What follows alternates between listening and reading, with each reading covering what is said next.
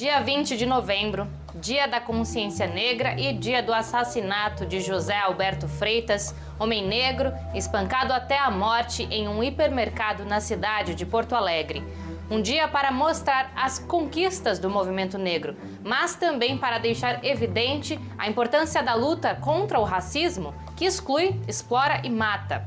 Na entrevista central, falamos com Carol D'Artora sobre os desafios de ser a primeira vereadora negra eleita da cidade de Curitiba. E nossa reportagem mostra que a subrepresentação negra nas prefeituras ainda é uma realidade no Brasil. Eu sou Pamela Oliveira e a Central do Brasil está no ar.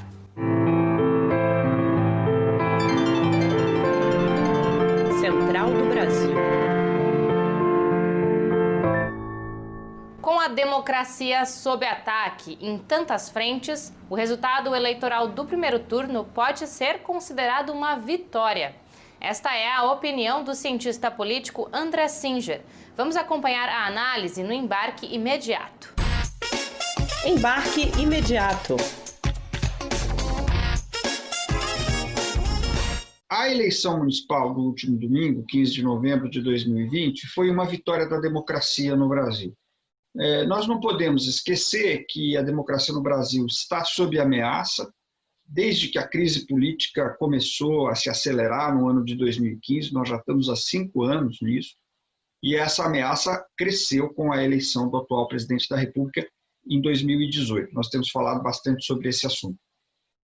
Nesse contexto, uma eleição municipal na qual houve ampla liberdade de expressão, eu não tive conhecimento de nenhum caso grave de ameaça de censura ou de tentativa de impedir a livre expressão dos candidatos dos partidos, na qual houve absoluta liberdade de organização. Também não chegou a meu conhecimento nenhuma denúncia grave de tentativa de impedir qualquer que fosse partido, candidato, movimento, de concorrer, de se organizar para concorrer às eleições.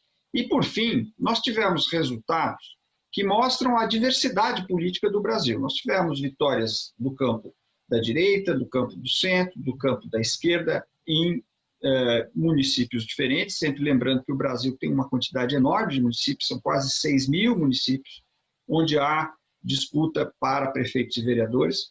E o fato de que tenha se apresentado essa diversidade de posições, como eu disse, de esquerda, de centro, de direita, mostra a pluralidade que é típica de uma democracia. A taxa de transmissão do coronavírus voltou a ficar acima de 1, o que significa que uma pessoa infectada pode transmitir o vírus para mais de uma pessoa e acelerar o contágio.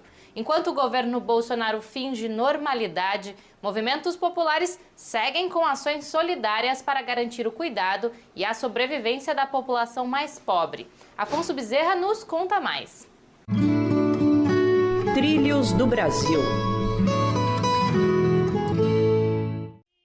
Em Juazeiro do Norte, no Ceará, o Movimento de Trabalhadores por Direitos, MTD, em parceria com o Levante Popular da Juventude e a Consulta Popular, está realizando a campanha de solidariedade Direito de Morar e Morar com Direitos, para ajudar os moradores da ocupação Novo Caldeirão.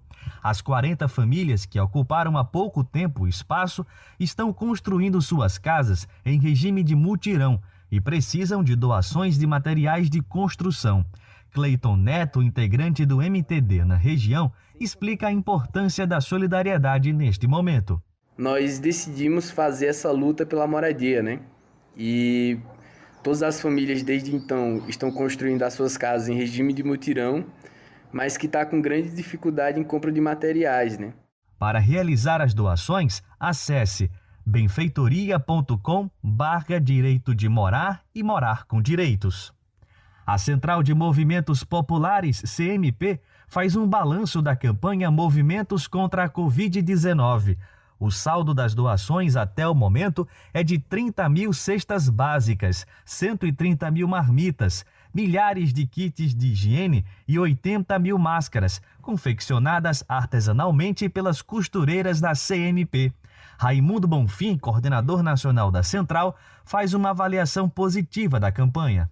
É um balanço positivo, portanto, desta iniciativa, dessas ações de solidariedade, porque ações que são vinculadas ao povo na defesa da saúde, da vida, na defesa da renda. Na Paraíba, os movimentos populares estão unidos na solidariedade em defesa de uma família que foi despejada pela construtora JMS no bairro José Américo, em João Pessoa. A campanha consiste em doação de mantimentos e na batalha política para que a empresa repare na justiça a moradora prejudicada pelo despejo. Do Mato Grosso do Sul, o cineasta Usliver Silva nos indica um documentário sobre um famoso humorista brasileiro. Vamos conhecer. Parada Cultural. E eu vim aqui indicar para vocês o filme Mussum, um filme do Cacildes, dirigido pela cineasta Suzana Lira. O filme narra a história do artista Antônio Carlos, mais conhecido por nós brasileiros como Mussum, mostrando desde a sua origem humilde nas favelas do Rio de Janeiro, mostrando também o seu sucesso como cantor, como sambista na cena artística do Rio de Janeiro, e também mostrando o impacto que o seu personagem Mussum teve na cultura brasileira, no imaginário dos brasileiros. Um filme muito divertido de assistir e ao mesmo tempo também muito emocionante. Este ano vimos a maior proporção de candidaturas negras registradas na história das eleições. Mas isso pouco alterou a representatividade política do povo negro. A cada 10 prefeitos eleitos, apenas 3 são negros. De 2016 para cá, o aumento foi de apenas 3%. Vamos saber mais na reportagem de Nayata Oani. Nacional. Segundo o TSE, o número de candidaturas negras eleitas bateu recorde neste ano. Dos mais de 5.000 prefeitos que conquistaram a vitória, aproximadamente 1.700 se declaram negros ou pardos, representando 32% do total. No entanto, mesmo com o crescimento da representatividade nas prefeituras das câmaras municipais, a proporção ainda é distante dos 56% que essa população representa no Brasil. O cientista político Pedro Nascimento afirma que ainda é preciso avançar. Não podemos deixar de lado a realidade de que ainda existe uma subrepresentação no cenário político brasileiro de pessoas negras e pardas. Se nós formos observar a quantidade de pessoas com esse perfil atualmente no Brasil, teremos um total de 56% dos brasileiros, ou seja, mais da metade da população brasileira se considera negra ou parda. E por outro lado, se olharmos a quantidade de pessoas com esse perfil que ocupam cargos públicos, teremos uma realidade altamente preocupante. Mesmo com a conquista da obrigatoriedade do repasse do fundo eleitoral para candidaturas negras, os 44% de vereadores negros que representarão as capitais brasileiras fazem parte de um grupo que ainda não compõe de forma proporcional o parlamento brasileiro. O presidente da Comissão de Ações Afirmativas e de Inclusão da UFMG, Rodrigo Ednilson, avalia que essas candidaturas eleitas ainda terão que continuar disputando espaço dentro da política. É claro que, embora seja um sopro de esperança e de alegria, eu sei que isso ainda é muito pouco diante do retrocesso político que nós estamos vivendo, né? Elas têm o desafio de enfrentar uma estrutura de racismo estrutural, né, que dificulta o reconhecimento dessas pessoas como pessoas políticas. No Dia da Consciência Negra, João Alberto, homem negro, foi espancado até a morte por seguranças brancos em uma loja do Carrefour, no Rio Grande do Sul. Perto dali, no Paraná, mora a primeira mulher negra eleita vereadora de Curitiba. Os casos são diferentes, mas mostram expressões do racismo no Brasil, violência e desigualdade. Jonatas Campos conversa hoje com Carol D'Artora, professora e primeira vereadora negra de Curitiba. Entrevista Central. Olá, hoje é dia da Consciência Negra e nossa entrevista central vai conversar com Carol D'Artora, vereadora eleita pelo Partido dos Trabalhadores de Curitiba, capital do Paraná. Ela é historiadora e professora da rede pública estadual. Carol, agradecemos muito sua participação. O que significa para você ser a primeira vereadora negra eleita pelo Partido dos Trabalhadores em Curitiba, uma cidade marcada pelo antipetismo e pelo culto à Operação Lava Jato? Foi muito significativo, muito simbólico.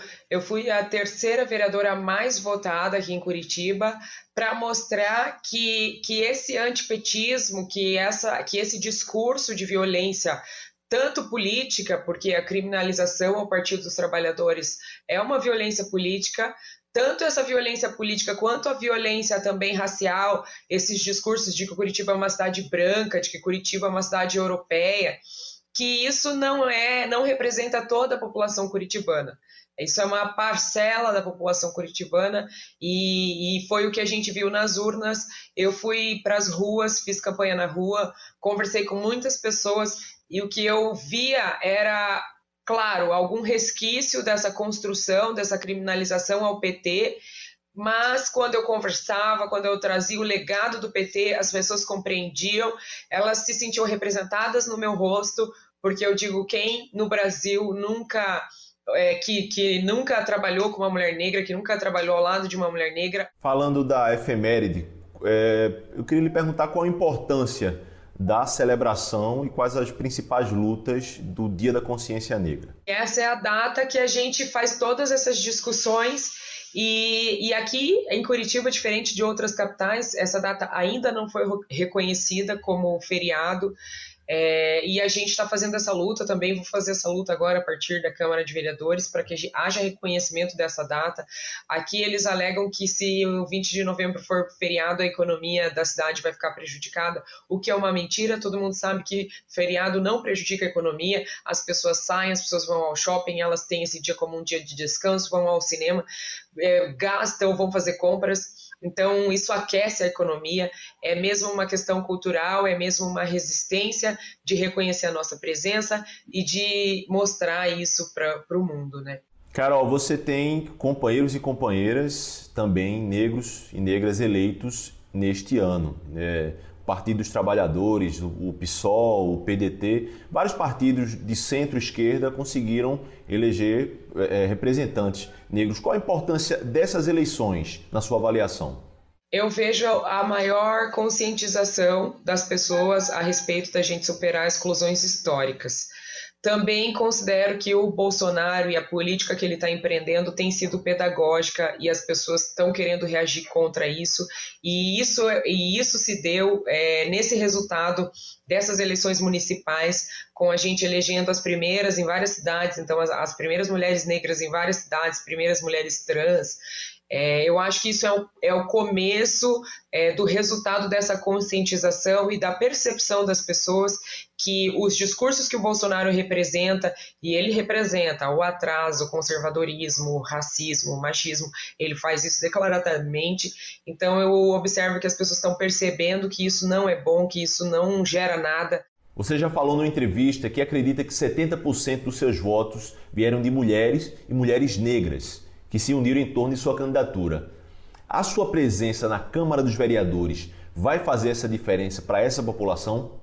Sem dúvida, a pauta feminista está em evidência, a pauta antirracista também está em evidência, e não está em evidência assim, porque está bonito ou porque é moda, é porque é urgente que a gente combata coisas como a violência que as mulheres sofrem por conta do machismo, que a gente combata a desigualdade salarial, as mulheres ainda recebem menos, as mulheres ainda se sobrecarregam mais com o trabalho doméstico, trabalham fora, com o cuidado dos filhos.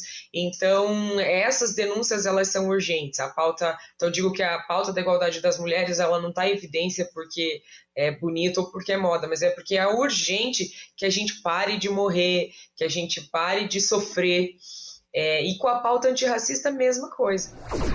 Eu fico por aqui. Para rever os nossos conteúdos, acesse o nosso Instagram, @Programa Central do Brasil. Um ótimo final de semana. Até!